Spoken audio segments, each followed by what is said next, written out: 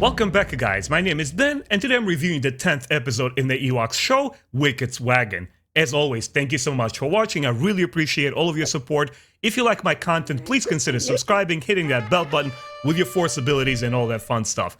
Quick spoiler alert, before we get into this episode, please know that I'll be talking about characters and the story, and if you care about this sort of stuff, please consider watching the episode first and then coming back. Leave your comments in this video section below. Let me know how you personally enjoyed it. Anyway, let's jump into it. I can't hold my excitement. This was quite a special episode. I have a lot to say here. We begin with Wicket and his brothers, Weechie and Whittle, traveling through the forest in the rain. The guys have been caught in the rain, and of course the brothers are grumpy. They're complaining. It's like, this was the time to go berry pickings. They're very displeased. And as they're traveling, they're looking for shelter, right? Wicket spots a potential hiding place, there's shelter, and of course, Whittle, being the scarecrow that he is, he's looking at that stuff. Oh no, I'm too scared, I don't want to go into it. It's just a giant skull, right? And we see the lightning strike, and its full silhouette is revealed, and our Ewoks adventurers are going in. As they're settling in, they realize it's an ancient Ewok battle wagon. How they discover it? They start reading from this ancient tablet, which Wicket seems to be the only one. I guess he's the most literate in this ancient tongue, or whatever this tablet is. This was definitely something similar to Indiana Jones, or these adventurous type of movies from back in the day. Obviously, this show has been also made in the 80s, so we see where the influences are. Wicket is the one who looks at this tablet. He's like, look, you guys, let's discover the secret of this place. And they start reading from this tablet, and I really, really enjoyed this part of the episode. Now we're getting more into the ancient lore of the Endor moon and also of the Ewoks' past. This is the stuff I live for in the Star Wars universe. You know, when you give me ancient lore like this and you tell me of the days of the past and the history of a particular culture or peoples, I always enjoyed it in my Star Wars comic books, in the Star Wars Legends books. That's just fantastic stuff. And they start reading about this ancient great ancestor, Ephraim Warwick, who appears to be one of their heroes in the Ewok lore. And as they're looking at this tablet and they're talking amongst each other, they've definitely picked up on some excitement. Enter a new character, which I don't believe we've seen in this show before. And this character is Mistress Kanek. And she seems to be this ancient wizard or lore keeper or historian. Like, she seems to know all of this information that she says it's kind of like being kept hidden, or it's not available to most of the Ewoks. They're forgetting about this kind of stuff. But as the tribe's lore keeper, she is the one preserving it. And now she tells them, we go back in past, right? We start seeing this sequence that took place before in a very, very beautiful animated kind of like sequence of shots. We see like a campfire and the tribal war dance, something to that effect. And she talks about this ancient war between Ewoks and the Duloks, and how there was this battle for the great soul trees that the Ewoks greatly depend upon. This is their livelihood, and this is what makes them have a will to live and fight for another day and prosper with their tribe. That was very, very interesting lore that I absolutely adored. And as she's narrating this story, it's almost like a cave paintings or something similar. Her story comes to alive. I really, guys, I can't stress how much I enjoyed that stuff. It's just so beautiful because it's cool to see an adventure that takes place in the moment, but it's also very nice to go back in the past and learn more about the Ewoks. Learn more about the ancient war with these Duloks and why they're at war with one another, because they seem to be both natives of the Endor moon. So it's quite interesting. So the next morning, right, the sun is shining again, and Wicket gets the bright idea. He's like, hey, we gotta go and fix the wagon. It belongs to our tribe. It's part of our culture, part of our past. Let's fix it. And he calls on his friends, who are not very willing. They're kind of like, they're playing around. You see, they're playing war games around this ancient, like, ruined version of this wagon.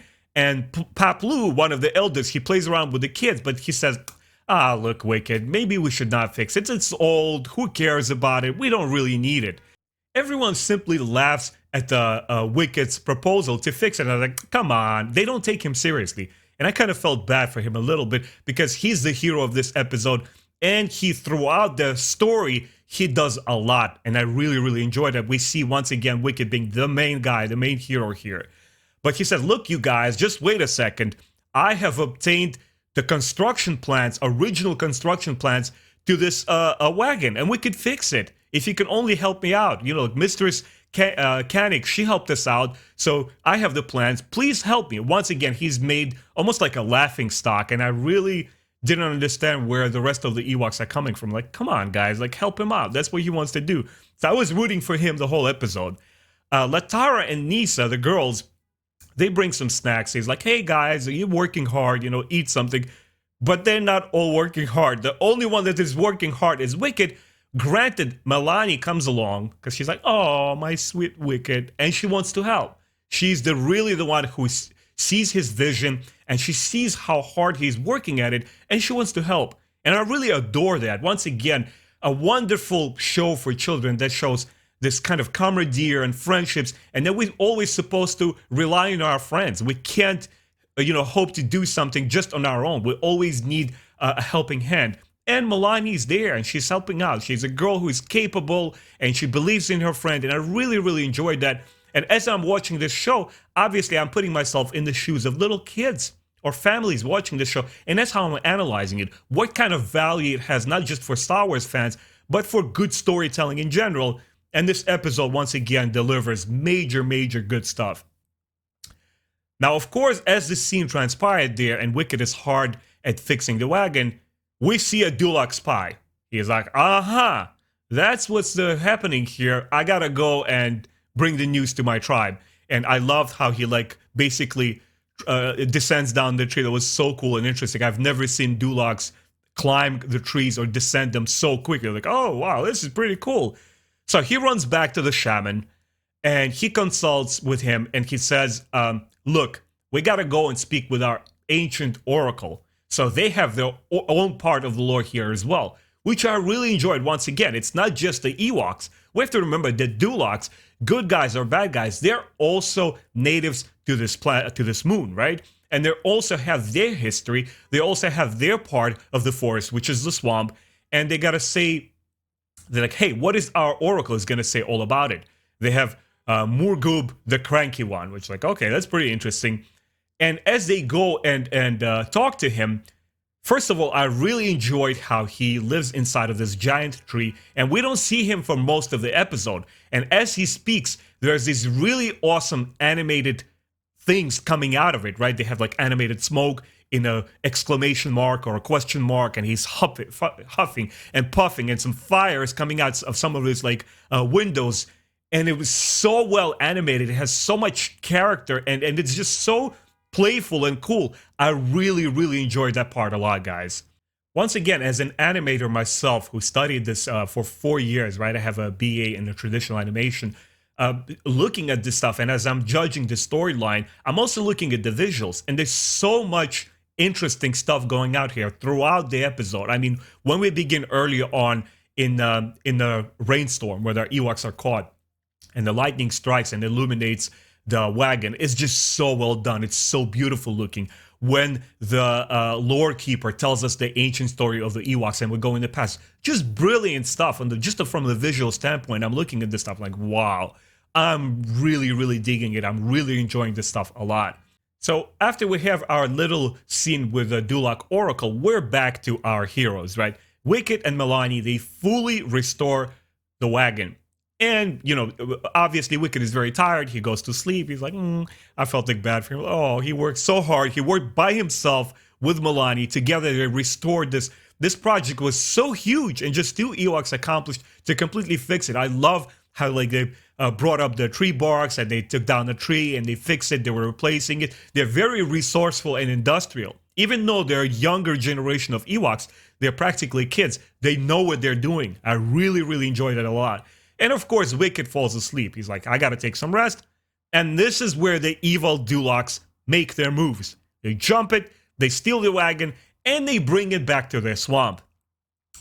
Wicket goes back and he tries to warn the village and say, like, guys, come on, let's go and take it back. This is not good. Something terrible is gonna happen because the wagon is fully restored. But it seems that the village elders are not convinced. Again, Chief Chirper says, look, maybe it's in the past. Wicket, we know that you tried to do your best, but let it go. Leave it alone now. And I really enjoyed that tension a lot because it tells us that something very important and dramatic is about to happen, and the village is blind to it. And the only one that can see the real conflict here is Wicket and Milani. And he's saying, look, guys, we got to go after it. Nisa is the only one sympathetic here. She's like, look, I understand. She feels bad for the friend. But once again, it's out of the kid's hands. But Wicket, being the boy that he is, he's not satisfied. And, he's really sad. He's droopy. And the place that he goes to is probably one of my favorite scenes in the show so far. He goes to this soul tree, which is surrounded by these like dream catchers and very kind of like traditional tribal things. And he's sitting down there and he's talking to the spirit of his great grandpa. He's like, look, I tried my best. I know that it was very important to our people. Why won't the rest of them listen to me? He's really sad. And I felt so bad for him, but it also was such an important moment of mirroring our real world cultures, right? All of our cultures that come from the past that we relied and leaned heavily on believing in spirits, believing in our elders, that those who are gone, who are no longer with us, they're watching us from somewhere and they're judging our actions and our movements, and they inspire our hearts. It was so important. And of course, as I'm watching the show, I was sort of kind of expecting that some voice is going to play and speak to him, but I got something more that I bargained for. The actual spirit of Dad Ephraim comes to him and he speaks to the Wicket himself, in person. And once again, I'm thinking to myself, this is a Force ghost, right? Because in the previous episodes, we're sort of shown that Ewoks are not strangers to the Force powers. And again, we're going to come back to this idea at the end of this episode, but I really enjoyed it. I loved the whole scene of how it looks like. It almost like reminded me something like of a Native American village, or the northern cultures, northern tribes like of Alaska that have their totems, right? Where it carve out their ancestry from the tree barks and like it stands in the middle of the village. Something similar to that. It had a deeply rooted spiritual connection to the Ewok past, and I really loved that a lot. And the grandpa, once again, great-grandfather, gives an essential lesson to this kid. He says, look, don't give up. I believe in you. You had your heart in the right place and you know what you're doing. And look, everything will come around. Just believe in yourself. Don't give up in the middle of something that you're doing. Such an important, such a lovely lesson to children. I really love that so much, and I really appreciate what the show is doing here. Anyway, we're back at the Dulok camp. Wicket sneaks into and he overhears their plan as they're talking to the Oracle. And he says, hold on a second. So now they're going out there and they're experimenting. They're trying to figure out how this contraption works.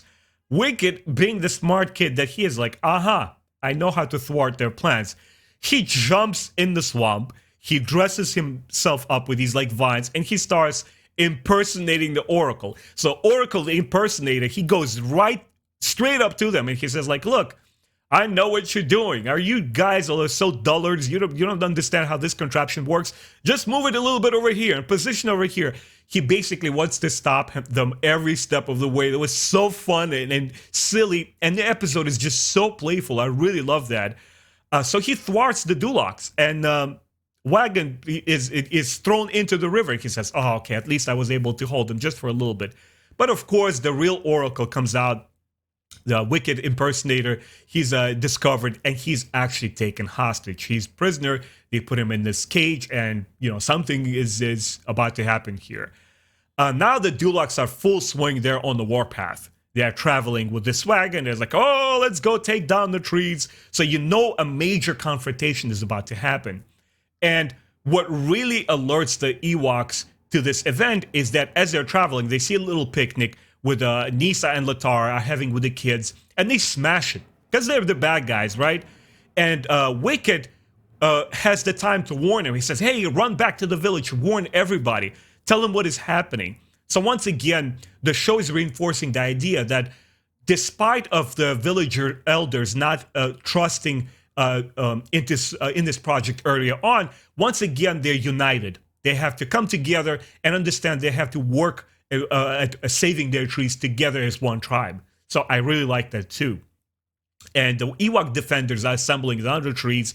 They get their spears and they get their contraptions. They're trying to defend against this war machine, which is quite powerful. And they don't know how they're going to stop it quite yet.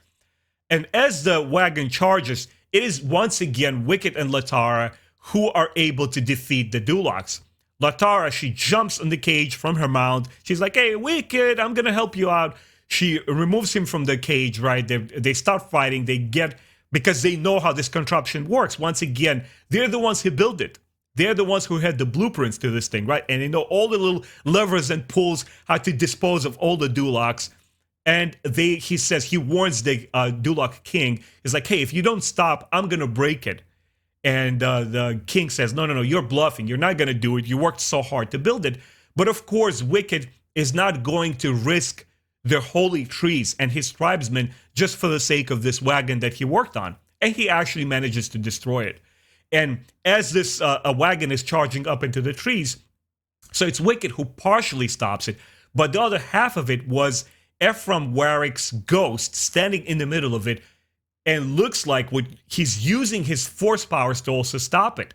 Very, very important piece. Once again, telling us that Ewoks are very conscious of the force. It's part of their tradition, and that's what the ghost was able to do there. It almost reminded me of the old school Thundercats show where we see Jaga, right? He's there in person only in the past, but he's there as a force ghost, or as the ghost helping the Thundercats throughout their journey in the actual show. So in the end, we see that the whole tribe works together to defeat the evil Duloks, and of course they run back to their swamps, and our friends are victorious. And at the end of it, I really enjoyed that the village elders come around and they understand, their knowledge that they were wrong, and they basically celebrate Wicket's efforts by completely restoring the wagon together. And they don't only restore it, they put it there as a monument, right? They put it on a small pedestal and they say like, hey, you did a good job and we really appreciate what you have done for the tribe.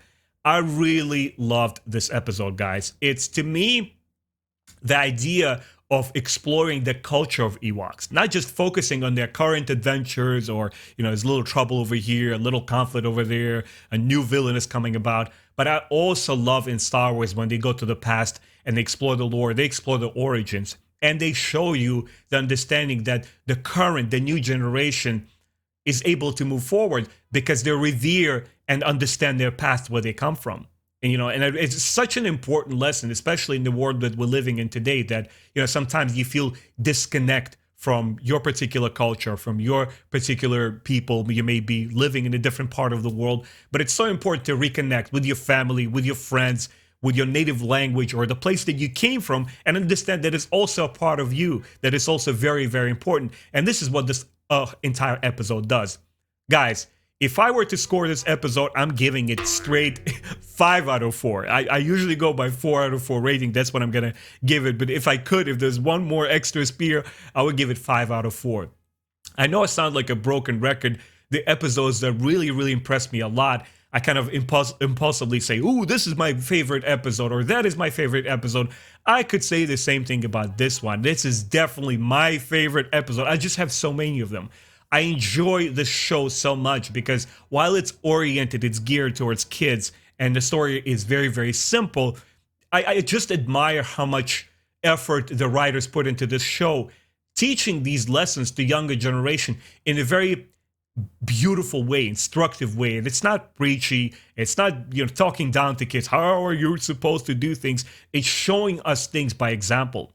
It's showing us where a young boy, Wicket, truly believed in something that comes from their past, and he put his heart and soul into restoring it and putting all of his effort. And despite how the villagers treated him in the beginning, being ignorant that they are, not believing in his project, how they all come around at the end, and how the spirit of the past came in and helped kind of like unite the young generation and the old generation. So guys, once again, I really love this episode. I can't wait to hear what you guys thought about it. Please leave your comments in the video section below. Let me know what were your favorite moments. Let me know specifically what you thought about this particular scenes where, as the lore master, she's narrating the story, we actually go in the past and we see the ancient battle between the Ewoks and the Duloks. I'm really curious what you guys thought about that particular episode. Anyway, thank you so much for watching. My name is Ben. Once again, don't forget to subscribe, hit that bell button so you don't miss my future reviews. I'm going to review this entire show, and I'll see you guys next time. Take care.